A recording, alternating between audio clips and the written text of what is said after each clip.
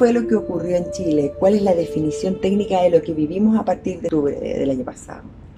Yo creo que lo que vivimos es bien simple y claro y directo, un golpe de Estado, al estilo siglo XXI, por supuesto.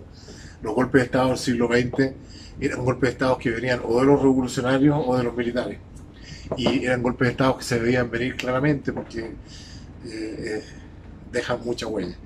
Lo que estamos viviendo hoy día en Chile es un golpe de Estado, una revolución al estilo siglo XXI, con tecnología, con organización, con financiamiento, con redes internacionales. Eso es, un golpe de Estado siglo XXI y el objetivo es votar la democracia como existe y reemplazarla por lo que hoy día se llaman dictaduras democráticas. Las dictaduras democráticas son sistemas que tienen una pequeña apariencia de democracia, pero que no lo son. Por ejemplo, Rusia. Rusia es una dictadura democrática donde Putin es amo y señor y va a ser reelegido todas las veces que quiera y ahora va a cambiar la constitución, cosa curiosa, y yo creo que se va a perpetuar. Porque hoy día ¿Y estas tienen una misma raíz? tiene una raíz que es la evolución del marxismo, el marxismo contemporáneo, que claramente es muy difícil que hoy alguien se reconozca abiertamente marxista porque es fracasado. Exactamente, uno cuando habla con los jóvenes dice, bueno, tú quieres un sistema socialista. Cuando la gente que es joven está en las protestas dicen, no, yo no quiero socialismo ni comunismo. Claro, lo que pasa es que los jóvenes son poco informados. Los jóvenes tienen poca preparación y por supuesto no tienen ninguna experiencia. La diferencia entre los jóvenes y los viejos es que nosotros los viejos ya fuimos jóvenes y los jóvenes no han sido viejos. Entonces nosotros sabemos lo que es ser joven. Nosotros sabemos lo que hacíamos y pensábamos nosotros a los 20 años, donde habíamos agarrado algunas ideas por aquí y por allá en la universidad y creíamos que teníamos la solución a los problemas del mundo y queríamos cambiar el mundo. Y después, lentamente y a golpes, uno se va dando cuenta que la realidad social y física es mucho más compleja de lo que uno cree. Incluso la ciencia es transitoria. Lo único que hemos visto a lo largo de la historia es que la ciencia va cambiando sus opiniones. Entonces nosotros tenemos un mundo contemporáneo donde la espiritualidad cayó. Y la espiritualidad es mucho más que las religiones. Pero en Chile particularmente la caída de la iglesia ha sido importante.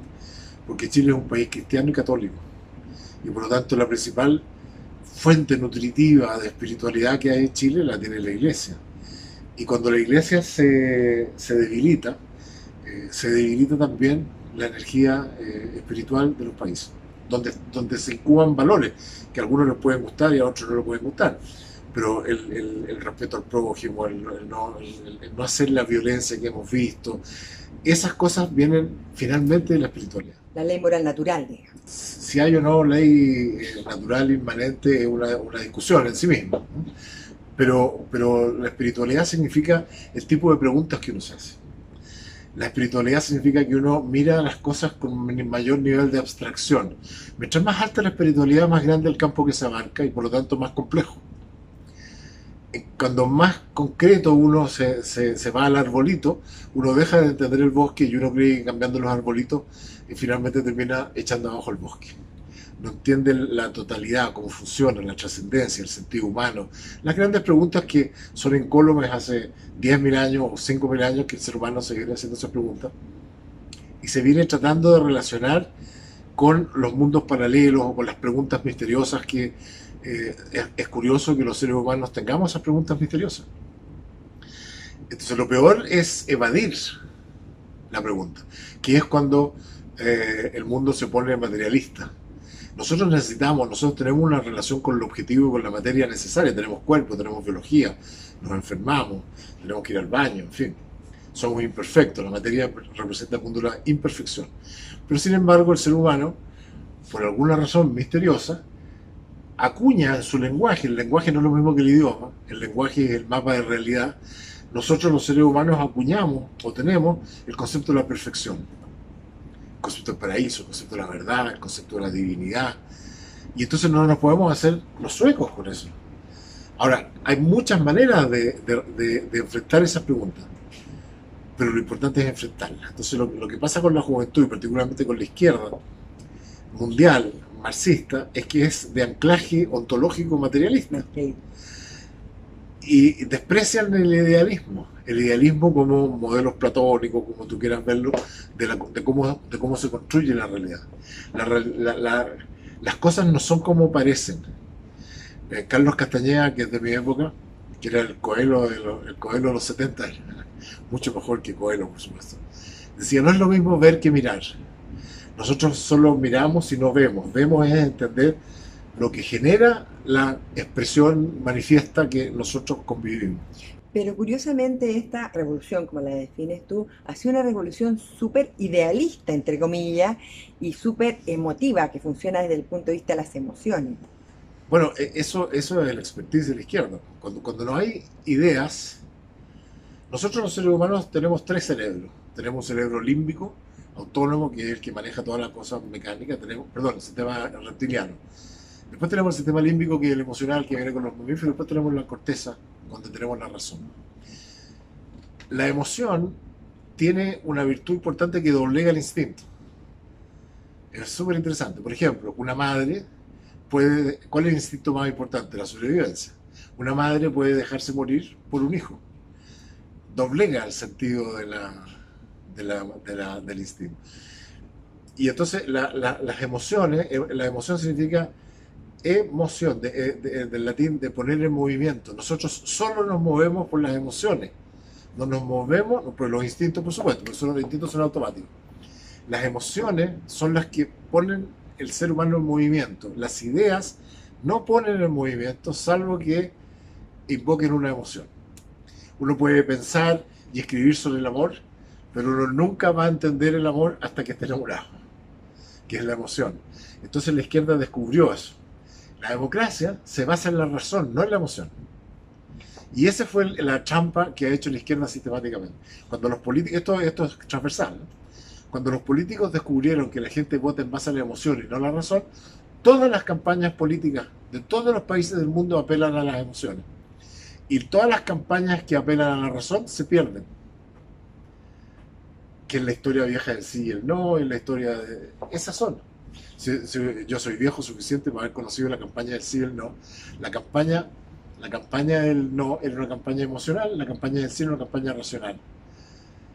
La gente no tiene preparación para seguir ideas complejas, mucho menos niveles de abstracción.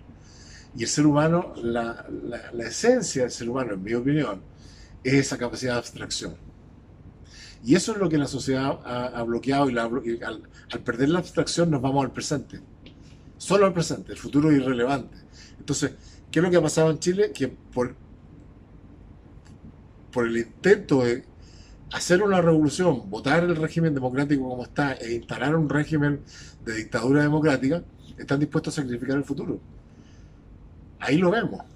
Ahí tengo dos preguntas que vamos a pasar más adelante desde el punto de vista de sacrificar el futuro, desde el punto de vista económico y del desarrollo de la sociedad. Pero antes, precisamente, me gustaría hablar del caso específico de la emocionalidad, en este caso en que se vio enfrentada esta emocionalidad masiva a una falta de empatía emocional, incluso al presidente de la República, desde el momento en que el primer día en que la gente está caminando por las calles y el presidente se va a comer una pizza con su... Para mí fue súper decidor Ah, desde el punto de vista, o sea, hay gente que dice, pero si es una cosa nimia. No, tiene un valor simbólico y de comprensión de la persona que está a cargo de lo que está sucediendo. ¿Cuál es tu opinión respecto de ese entendimiento emocional de la situación que hubiera permitido mejor manejo, del punto de vista del que gobierna, bueno, del presidente? Sebastián Piñera es un ser absolutamente racional. No es un ser tampoco espiritual. Él es un hacedor, es un ejecutivo, él no es un pensador, y no es una persona emocional en su vida personal y en su vida pública. Entonces, no leyó lo que estaba pasando, simplemente. No leyó, no lo anticipó, no entendió tampoco que los presidentes van a ser presidentes en las buenas y en las malas. O sea, uno no puede ser presidente de la República solo para los aplausos, que es lo que le gusta a Sebastián Piñera. Entonces, esa arrogancia de falta de percepción, esa arrogancia que lo lleva a no tener asesores de peso. Mira, tanto Piñera como Bachelet no tuvieron segundo piso nunca. Lo que tenían eran secretarios ejecutivos. Si tú miras a Frey, a Elwin, a Lagos, tenían segundo piso. ¿Qué significa segundo piso? Segundo piso significa tener personas que uno reconoce como pares y que están dispuestos a decirte verdades grandes. Independientemente de que el presidente las tome o no las tome, están dispuestos a decir, el presidente se está equivocando. Presidente, él no tiene ninguna persona capaz de hablarle así. Y la señora Bachelet tampoco, lo que tenía eran unas amigotas, unas como gallinas cluecas que aparecieron de no sé de dónde. Es como un arquetipo de mujer, unas señoras como gorditas, con unas lanas como apelmazadas, con unos pelos como grasosos. No sé de dónde sacan esa gente. Porque eran muchas, porque está bien que haya una, pero eran todas igual. Las Yupi, las otras, las de acá. Y ese era como un círculo de amigos, se tomaban sus copetes y la señora hacía lo que quería. Piñera igual, es exactamente igual. Solo que la señora Bachelet es pura emoción y Sebastián Piñera es pura razón. Y cuando se trata de administrar un país, si el país fuese una empresa, la razón sería lo perfecto. Pero la democracia es la mitad razón y la mitad emoción. Y ese es el cáncer de la democracia. Eso es lo que pasa, hace que las democracias se hayan ido debilitando. Hoy día lo que estamos viviendo es un sistema en el mundo. Globalmente, claro. Que gobiernan las minorías. Las minorías ponen vetos. No se puede, porque la democracia es la única institución que no ha cambiado nada en los últimos 200 años. Cambiaron las empresas, todo ha cambiado. Por virtud de la tecnología, la ciencia y la tecnología. La democracia se mantiene incólume y por lo tanto no resuelve los problemas que tiene el siglo XXI. Los problemas que tiene el siglo XXI son de una enorme complejidad, porque son producto del conocimiento, de la ciencia y de la tecnología. Y por lo tanto requieren sistemas veloces y requieren complejidad técnica. Las mayorías se equivocan. Es como si nosotros sometiéramos la existencia de Dios a un voto. Entonces, ¿Dios podría existir por un voto? ¿O dejar de existir por un voto? Ese es el problema de la democracia actual. Entonces, cuando nosotros tenemos que enfrentar, por ejemplo, los temas de inteligencia artificial, la inteligencia artificial es el tema central de la educación del siglo XXI, no el texto de estudio. O sea, nosotros tenemos un Ministerio de Educación que sigue tratando de definir un programa básico escolar, que trata de definir cuáles son los textos. El libro está obsoleto, no la lectura. El libro como tecnología de transmisión del conocimiento es muy lento. Es muy lento. Nadie lee libros completos hoy día, salvo que sean novelas, porque un libro bien escrito tiene 60 o 70% de fundamentación y 20 o 30% de innovación. La gente quiere ir directamente al 20%, al 30%. Y con la inteligencia artificial el problema va a ser distinto. No hay cómo pensar ese problema en la democracia, porque ¿cómo le vamos a ir a explicar a la gente masiva que tenemos que preocuparnos de la nanotecnología, de la clonación, de los úteros artificiales, de la inteligencia artificial, que tenemos que preocuparnos de las redes que están complejizando el mundo, que tenemos que incorporar la democracia digital? Es súper importante. Voy a dar un ejemplo. Hoy día la derecha está en un caos total, porque los dirigentes actúan por su cuenta.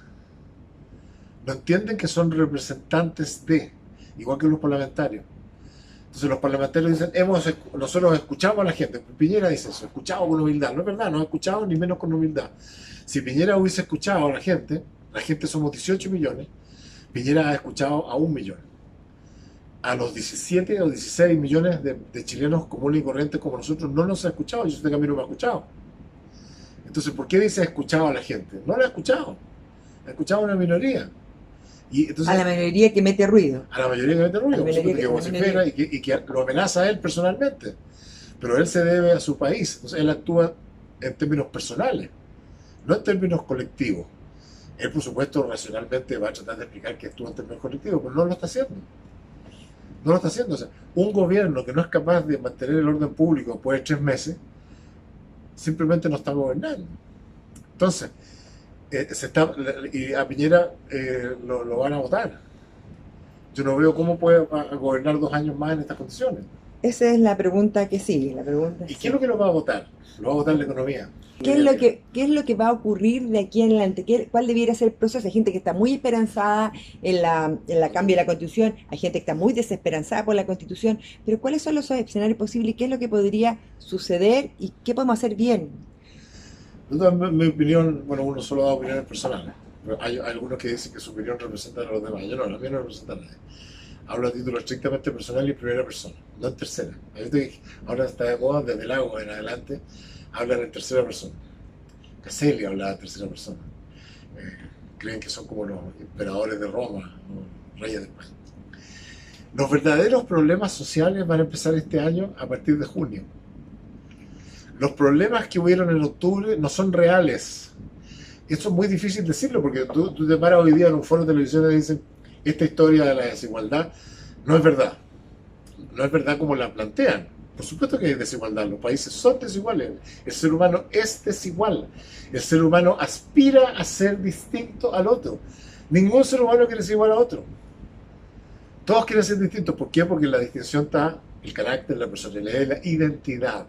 Es lo que Jung llamaba la individuación, es ser lo más que pueda de lo que soy íntimamente. Nosotros tenemos dos personalidades, el carácter, que es la máscara con la que sobrevivimos en la sociedad, y el ser interior profundo, el sí mismo, el self.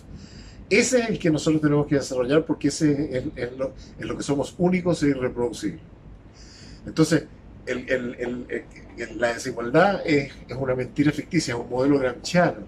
Es decirte que te están engañando, te están engañando. Por supuesto que hay engaño, por supuesto que hay abusos, pero no es la situación de desesperanza de un país que se está muriendo de hambre. ¿Qué es lo que va a pasar ahora? Va a pasar que la gente va a empezar a perder el empleo, que ya lo está perdiendo, a razón de hemos perdido 200.000 empleos ya, va a perder el empleo, van a quebrar una cantidad de empresas enormes, particularmente las pymes, y lo que es lo grave, que es difícil de explicar porque es puramente racional, el corazón de un país económico finalmente está dado por la sanidad del aparato fiscal. O sea, lo que nosotros tenemos hoy día es un déficit fiscal de tal magnitud que hemos vuelto a los años 60 del siglo pasado. Entramos al modelo argentino, déficits que son impagables, porque estamos hablando de un déficit de 5 o 6% del producto, ¿no? Yo dice, mira, me excedí los gastos en 5%, no parece tanto, es 5% del producto. Pensemos que el presupuesto público es un 25% del producto. Pero hay gente que cree que este país es rico y que puede gastar en todo lo que quiera y lo que pasa es que no quieren soltar la plata, entre Eso no es comillas. verdad, eso no es verdad. Hay gente que cree que si les expropian la riqueza del 1% más rico se acaban los problemas del país. Y han hecho 20 veces los cálculos y han demostrado que no es así. El problema es que es el sector empresarial el que genera la riqueza, no el Estado. El Estado nunca ha generado riqueza, porque los códigos de la riqueza son distintos. Los códigos de la riqueza están basados en el impulso personal, no solo de la innovación, sino que del deseo de toda la gente de vivir mejor. Entonces lo que hace el fisco es que gasta la plata que genera la innovación y la distribución de la inteligencia. Entonces cuando nosotros tenemos un déficit fiscal del 5% o el 6% que yo creo que es lo que va a ser este año de verdad, cuando hemos dejado de percibir 3.000 millones de dólares por las manifestaciones, porque va a caer la base tributaria. Esto es un Las problema, recaudaciones. sí, pero hay un problema técnico. El tributo depende de la base que tributa y la tasa de tributación. La izquierda solo se preocupa de la tasa. O sea, más impuestos, más impuestos, más impuestos, más impuestos, pero no se preocupa de la base. Entonces, si la tasa sube y la base baja, la recaudación es menor. Entonces, el fisco va a tener este déficit de 5% y va a tener una deuda que se está haciendo crecientemente impagable. Todavía tenemos poca deuda, cuando este problema lo generó la señora Bachelet en su primer gobierno. La señora Bachelet destrozó la economía en el primer gobierno. Andrés Velasco fue de los peores ministros de Hacienda que ha tenido Chile. Y está el mito urbano de que fue un gran ministro de Hacienda. ¿Y quién fue el que endiosó a Velasco? La derecha. Porque Velasco paró la FP estatal, el postnatal de 6 meses. ¿Y qué es lo que hizo la derecha? Instaló todas las cosas que paró Velasco. ¿Pero por qué digo que Velasco fue un mal ministro? Porque si tú miras las cifras de la época, el primer periodo de la señora Bachelet la economía creció al 3 y el gasto creció al 10. O sea, gastó 3 veces más de lo que creció y engendró el déficit fiscal. Se pasó, como digo yo, por el arco del triunfo, para no decir una cosa más, la regla que había puesto Izaguirre del equilibrio fiscal. Después llegó Piñera, que lo arregló un poquito, y después de nuevo llegó la señora Bachelet y lo reventó de nuevo. Entonces, el segundo gobierno de Piñera, que con una miopía económica, yo creo que ahí falló Larraín como ministro de Hacienda y falló Piñera como ministro de Hacienda. Ellos pensaron que con la pura expectativa iba a crecer la economía, y no es así.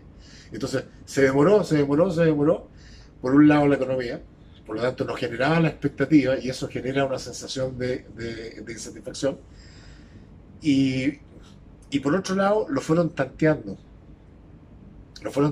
para ver qué tipo de convicción tenía, porque normalmente uno espera de los gobiernos de derecha, uno espera un énfasis más grande en el orden público, en la lucha contra la delincuencia, que estaba en el discurso, por supuesto, y el cuidado de las cuentas públicas.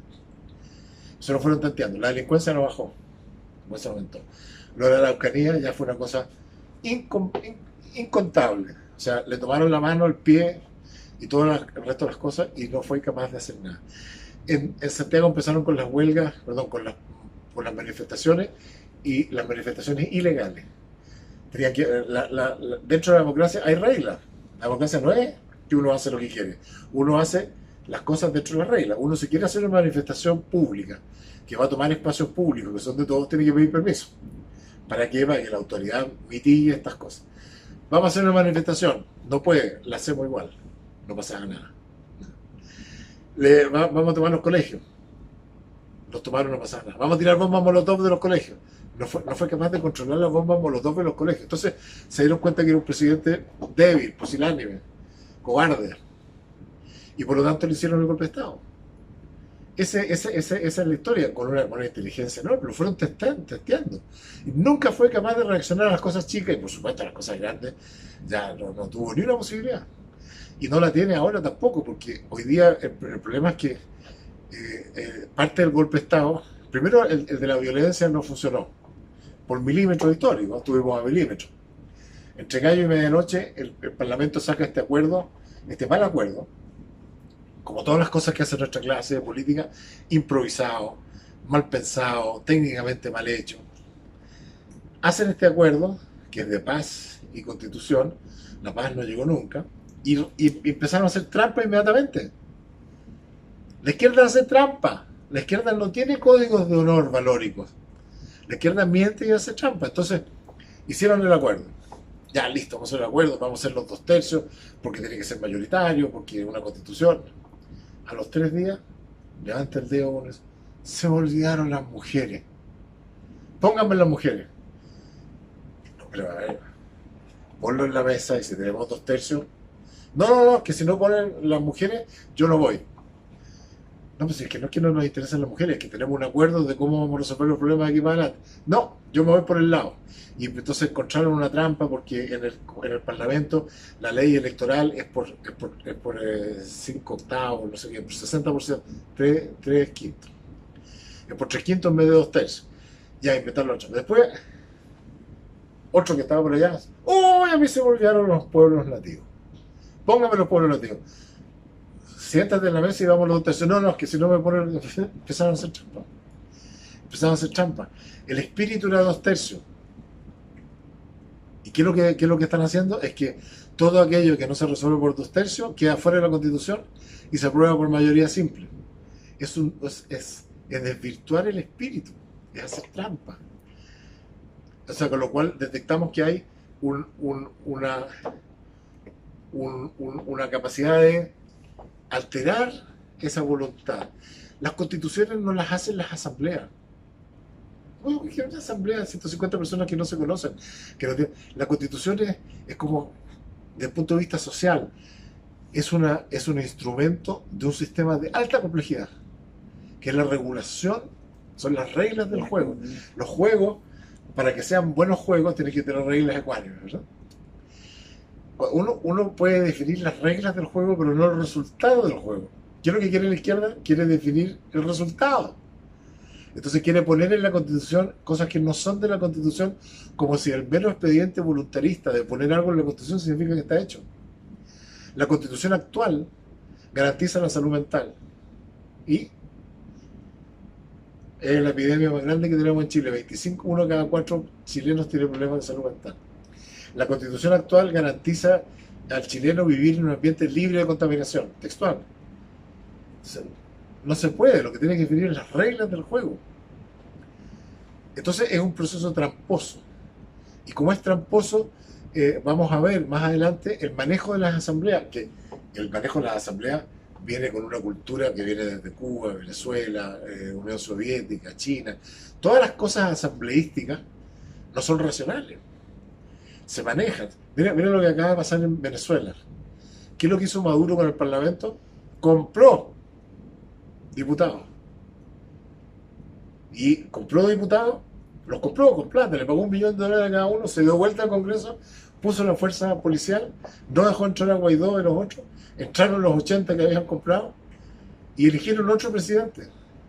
Sacó un despelote enorme, Guaidó trató de saltar la reja, se pone el mundo, llamó a 100. Pero ese es el manejo de las asambleas, es presión, es plata, es funa, eso son las asambleas. No son internacionales. Yo lo que si quisiéramos hacer una constitución, yo lo que yo llamaría un plebiscito para elegir a 10 de los mejores constitucionalistas de Chile. Es como si tú quisieras mandar hacer una planta de energía nuclear y que la va a hacer una asamblea de 150 personas. Entonces, lo que yo estoy viendo es que para futuro tenemos un problema económico grave a partir del segundo semestre, con una crisis económica fuerte que va a afectar, por supuesto, el desarrollo político y una no muy buena perspectiva para la Constitución, desde tu No. Y además entendí que tenía un problema que probablemente iban a votar a Piñera, que no resistía 2 años más. Yo creo que Ese es el escenario que estás viendo tú. Hoy día estamos 50-50%. Hoy día. ¿Qué significa 50-50? 50% de probabilidad que termine su periodo. Porque es como un albur, es como una moneda al aire. Es como una moneda al aire en este momento. Lo que pasa es que a medida que se mueven las fuerzas van cambiando las probabilidades. Puede bajar a 40-60, a 80-20. Los problemas sociales que van a aparecer en Chile a mediados de año son verdaderos, no como los otros que eran ficticios. Entonces, efectivamente va a haber desempleo, efectivamente van a haber quiebras, efectivamente van a bajar los activos, efectivamente el fisco va a estar amarrado de mano. Entonces ahí no nos queda más alternativa, o sea, a la política chanta, que irse al populismo argentino. Entonces ahí empieza la inflación. Emitir. ¿No? Pero no pueden emitir. No pueden emitir porque la Constitución prohíbe que el Banco Central sea administrado por el gobierno. Entonces vamos a tener lo que se llama una estanflación, un estancamiento con inflación, que es el peor de todos los escenarios económicos. Que es lo que está empezando a pasar ahora. En diciembre, el ministro de Economía dijo: la buena noticia es que la inflación fue 0,1 del mes. O sea, no hubo inflación. La mala noticia es que eso no es porque esté ordenada la economía, es porque la demanda se cayó. Que es lo peor que puede pasar. Que la gente ya no puede consumir. Y por lo tanto el bienestar cae. Cuando cae el malestar es fidedigno. Pero el gobierno ya se gastó lo que no tiene. El gobierno chileno hoy día, el populismo de Sebastián Piñera es increíble para una persona que se dice de derecha. Es increíble. Es más populista que los de izquierda. Entonces, como dice Milei, mejor uno original que uno copiado. Mejor que el populismo lo haga una izquierda que sabe hacerlo que una derecha que es copiado. Yo prefiero el original que la copia. Piñera se lanzó una aventura. Hoy día gobierna el Parlamento. Entonces, hoy día no gobierna Piñera, gobierna el Parlamento. Y Piñera está haciendo como un niño los mandados del Parlamento. Bájeme el precio, bájeme la cosa, póngame acá, póngame allá. Pero esto es un régimen presidencial, no un régimen parlamentario. Exactamente, por eso estamos reventados. Por eso que estamos reventados, porque se vulneró la lógica. Eso es lo importante de la Constitución. La Constitución tiene que equilibrar los poderes, pero hoy día los poderes de la sociedad no son solo 3: ejecutivo, legislativo y judicial. La sociedad del siglo XXI es mucho más compleja que la del siglo XVIII. Entonces los contratos sociales son piezas maestras que tienen que entender en el futuro, tienen que entender, como digo, tienen que acomodar estos temas de la real representativa. Por ejemplo, no alcancé a desarrollar la derecha que está en una crisis. ¿Por qué? Porque los dirigentes se atribuyen posiciones que no son de las bases. Mira lo que le pasa a Desbordes. Desbordes dice que él va a votar por el sí, está en la campaña por el sí, y sin embargo 8 de 9 de sus senadores dicen que van a votar por el no. Yo pregunto, ¿a quién representa Desbordes? 22 de 30 o 32 diputados dicen que van a votar por el no, y Desbordes dice que va a votar por el sí. Y entonces Desbordes ha llegado ya a la locura, que ha dicho públicamente que él quiere estar en la franja del sí y en la franja del no. Lo dijo. ¿Por qué no puedo estar en las dos franjas? Un pedazo de mi partido en uno, un pedazo de mi partido. Ella es la locura. Es la locura la que conduce las revoluciones, donde se pierde la razón. Lo mismo está pasando en Evópolis. Las bases de Evópolis son no, obviamente. Ningún movimiento que se diga liberal puede aprobar las cosas que están pasando hoy día. O sea, ¿cómo por ejemplo, el monopolio estatal que está haciendo Piñera, que es una cosa vergonzosa hecha por la derecha? Primero, un impuestazo al trabajo, 6% de impuesto al trabajo es una locura. Y de esa la expropiación, como en la época de la Unidad Popular, la expropiación del 3% para un ente fiscal monopólico. Y ese otro 3% para otro ente, que también es monopólico, donde las personas no pueden elegir. ¿Qué liberalismo puede tener Evópolis al apoyar una cosa así? Entonces, todo mentira. Se miente a la opinión pública, porque la opinión pública quiere que le mientan al final del día, porque quiere la emoción. Entonces, vamos a tener unos problemas sociales graves, verdaderos, y el gobierno va a estar atado a mano porque se gastó todo lo que se tenía que gastar. Si gasta más, va a profundizar esta inflación, recesión con inflación. Y con recesión con inflación viene un desempleo masivo, viene la inflación, vienen los peores males económicos y sociales, vienen en esto, cuando se apaga la economía y se apaga de mala manera. La inversión cayó, acaban de dar la cifra, la productividad cayó, y esos son los pilares. O sea, ¿de qué sirve redistribuir riqueza que no hay? Fíjate que en Chile, que esta es la parte más grave, creo yo, en Chile el índice que mide la distribución de riqueza, el famoso Gini, es exactamente igual. La economía, esto es técnico, pero la economía en su funcionamiento normal distribuye los recursos y la riqueza. Y después el Estado redistribuye, compensa para que de manera la distribución sea más pareja. Si tú tomas cómo es la distribución original, que no es la peor del mundo como dicen, no es, ni mucho menos, es bastante razonable la distribución, y tomas después de la redistribución, y igual. O sea, el fisco que se gasta 75.000 millones de dólares al año En la estructura, digamos. en todo, redistribuye y la gente queda igual. ¿Qué significa eso? Que los recursos se los come la esponja del sistema burocrático. El aparato. El aparato fiscal se come los recursos. Y nosotros seguimos inventando aparatos estatales, seguimos aumentando los impuestos. El índice de eficiencia que calcula el Banco Interamericano, en Chile se vota, según el Banco Interamericano, el 6% del producto. Eso son como 6.000 millones de dólares de mal gasto, que yo creo que son 10.000, sin contar lo que se roban. O sea, lo primero que hay que hacer en Chile es bajar el gasto público. En los últimos 30 años hemos creado 5 ministerios, hemos creado más regiones, hemos creado más burocracia. Han entrado cerca de 300.000 personas más al aparato público en los últimos 30 años, es una locura, de los cuales un porcentaje alto son operadores políticos. Es toda una burocracia enorme. El gobierno para hacer un proyecto se demora 2 o 3 años, entre que lo licita, que lo arman, no funciona. Entonces tienen que ir por el lado de la ley, entonces cuando tienen que ir por el lado de la ley para poder sacar sus proyectos, esto es transversal, entonces alteran la ley, cuando alteran la ley entonces vienen las leyes para los tramposos, y así entramos al país de los 60, Argentina. Nosotros hoy día estamos en un escenario exactamente igual al de Argentina, solo que no se nota todavía. Y eso significa menos desarrollo y menos posibilidad de progreso y más riesgo de que efectivamente se lleve a cabo, termine esta revolución con un sistema de deuda democrática. Así es, a eso vamos, a Venezuela. Pero primero vamos por Argentina. Entonces, el problema de Argentina es que va a generar tanta pobreza, vamos a volver a tener indicador de Argentina. Macri, que fue una decepción igual que Piñera, Macri entregó a Argentina con un 40% de pobreza. Y Fernández le va a entregar como un 80%, si es que termina su periodo. Empiezan a ser sociedades no viables, pero no son viables porque la clase política es mala. La clase política es el problema, no el país. Nosotros tenemos una pésima clase política, que en los últimos... Fíjate, en la estructura de la sociedad, El poder es lo más importante, ¿no? El poder es lo que permite que se muevan las cosas. Y por eso que las constituciones balancean los poderes de manera que nunca nadie tenga poder. Para nosotros, los liberales, cualquier concentración de poder es mala. Económica, política, social, cultural, religiosa. La concentración de poder es mala para una sociedad libre. Observemos los últimos 30 años. Cómo se ha movido el poder. Los empresarios siguen siendo poderosos, pero un poquito menos. No diría que han aumentado su poder, ¿verdad? Son poderosos, pero no han aumentado su poder. La iglesia ha perdido poder.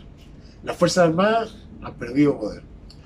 El individuo ha perdido poder. ¿Quién ha ganado poder en los últimos 30 años? La política. Los únicos que han ganado poder en la política. Fíjate que en este minuto, primero tenemos los parlamentarios mejor pagados del mundo. Que a mí no me parece mal, pero me parece que deberían producir de acuerdo a lo que le pagan. O sea, deberían hacer buenas leyes. Las leyes que hacen son como la corneta. Todas las leyes son malas. ¿Te acuerdas cuando estaba el problema de los estacionamientos? Que era cómo era posible que los supermercados cobraran, los malls cobraran estacionamientos, que era un abuso. Vamos a regular eso. Hoy día son más caros. Hicieron una ley, son más caros. Nos dijeron que el voto voluntario era mejor. Y nos inventaron una historia. ¿Por qué era mejor el voto voluntario?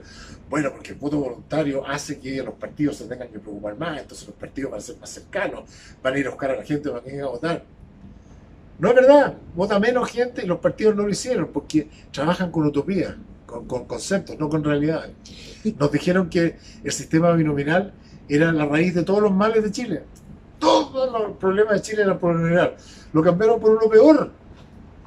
Esa es la clase política a la cual le pagamos más que en todas partes del mundo. Esa es la clase política que cobra viáticos por ir a su lugar de trabajo. Son los frescos. Cobran viáticos por ir a su oficina. Dijeron que se iban a bajar las remociones, no se las bajaron. Dijeron que iban a bajar el número, no lo bajan. No hacen nada bien. Y ellos han ganado poder. Ahora les financiamos las elecciones, les financiamos los partidos. Han ganado poder y recursos. Son muchos, los políticos son mucho más ricos desde el punto de vista de la política que antes. ¿Y cuál es la solución? Porque tú estás diciendo lo que dice la gente teóricamente en la calle, que están contra los políticos porque han hecho todo mal. Pero la gente per se no va a encontrar una solución. Mi solución es bien simple. Mi solución es que hay que cambiar el Parlamento ahora, antes de hacer ninguna constitución. Hay que cambiar el Parlamento. El Parlamento no es ni representativo ni idóneo.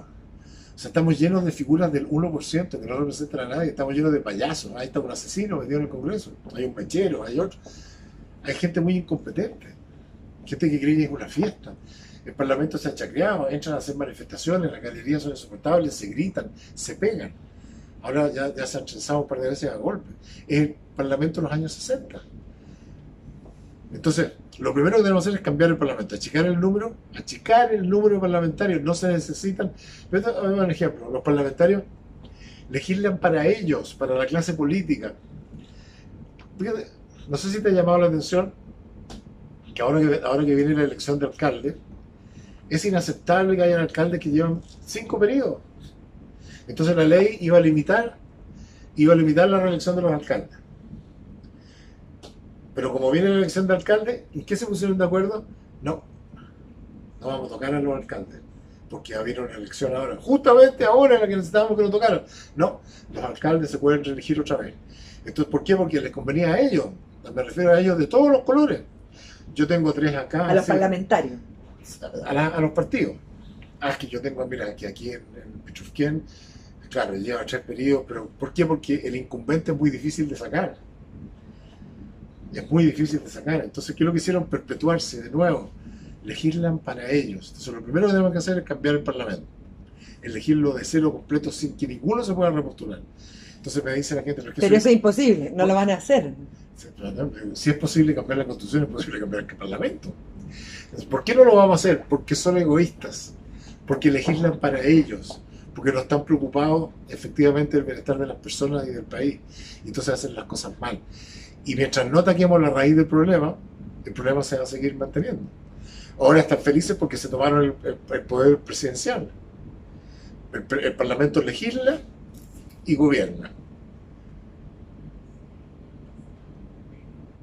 Entonces yo siento que no hay como solución. No hay, pues eso es lo que estoy diciendo. No hay, va a venir una explosión social más grande. Porque, Y vamos a tener una dictadura democrática. exactamente, porque esta vez sí van a ser reales los problemas sociales. Sí vamos a estar con 12, 13, 14% de desempleo, sí vamos a estar con quiebras masivas, sí vamos a estar con una economía que crece al 0%, al 1% o que decrece. Y entonces va a haber una manifestación social de otro tipo que va a ser facilitada por los mismos que están organizando lo que están organizando hoy día, que es pagada del exterior y todo eso. Y vamos a tener una revolución, eso es lo que yo veo.